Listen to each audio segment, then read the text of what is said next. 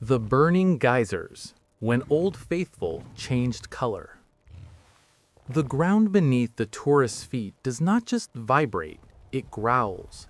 A sudden eruption from the mouth of Old Faithful sends a jet of thick, dark gray sludge nearly 200 feet into the air.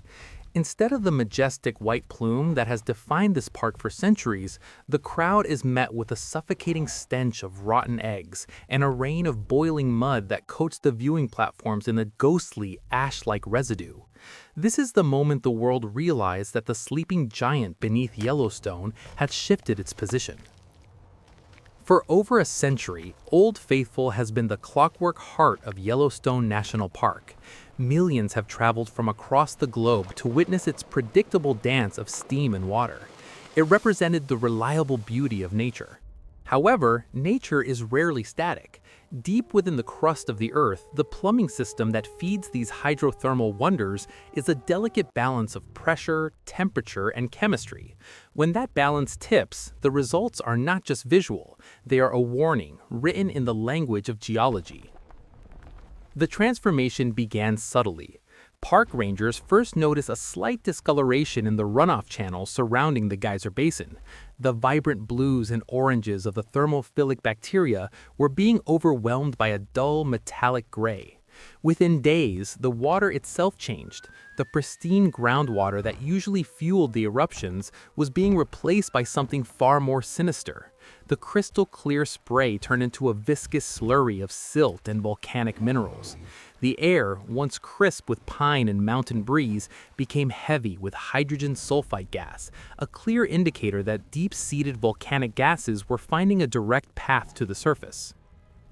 To understand why Old Faithful began to bleed gray, one must look miles beneath the surface. Yellowstone is not just a park, it is a caldera, a collapsed volcanic crater of immense proportions. Beneath the scenic landscapes lies a vast reservoir of molten rock known as magma. Normally, this magma is separated from the surface water by thick layers of rock, which act as a heat exchanger. The water is heated by the rock and rises to erupt as a geyser. But in this scenario, the barrier has failed. Seismic shifts or internal pressure have created fractures, allowing the magma to come into direct contact with the groundwater table. As the magma touches the water, the chemistry of the geyser changes instantly. The heat becomes more intense, and the water begins to dissolve the surrounding volcanic rock at an accelerated rate.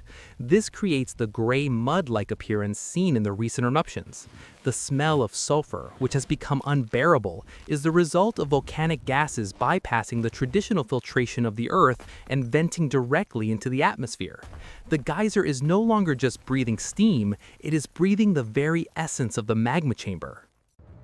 The atmosphere at the park has shifted from one of wonder to one of profound unease.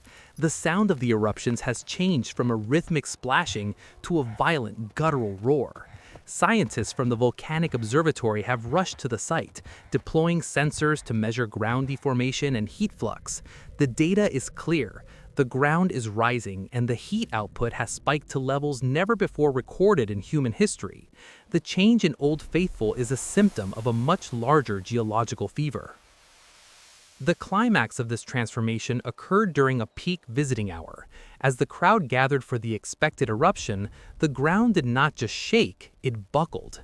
The geyser did not wait for its scheduled time. A massive explosion of boiling gray mud and steam shattered the silence. The force was enough to toss boulders the size of cars into the surrounding woods. The sky turned a dark, bruised purple as the sulfurous steam mingled with the afternoon clouds. It was a display of raw power that reminded everyone present of the fragile crust they stand upon. This event has sparked a global conversation about the future of the Yellowstone supervolcano. While experts caution against immediate panic, they acknowledge that the changing color of Old Faithful is a significant geological milestone. It represents a transition from a hydrothermal system to a more direct volcanic vent. The blue waters of the past are a memory, replaced by the gray reality of an active magmatic system. The environmental impact is immediate. The surrounding forests are reacting to the toxic levels of sulfur. Trees are turning brittle and white as they are choked by the fumes. The local wildlife, once abundant in the basin, has retreated to higher ground as if sensing a shift in the territory that no human instrument could fully capture. The silence that follows an eruption is now heavier, more oppressive, and filled with the ticking sound of cooling mud. In the end, the story of the burning geysers is a story of Earth's restless nature. We often view the world as a finished product, a map that stays the same.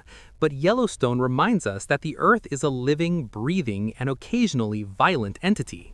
Old Faithful was a symbol of reliability, but now it has become a symbol of change. Whether this is a brief phase or the beginning of a new, more active era for the caldera remains to be seen. The gray sludge continues to bubble, and the air continues to sting the lungs of those who venture too close. The tourists are gone, replaced by researchers in protective gear. They watch the horizon, waiting for the next sign. The change in color was the first signal. The smell was the second. Now the world waits to see what the third signal will be as the heart of the American wilderness continues to burn from within.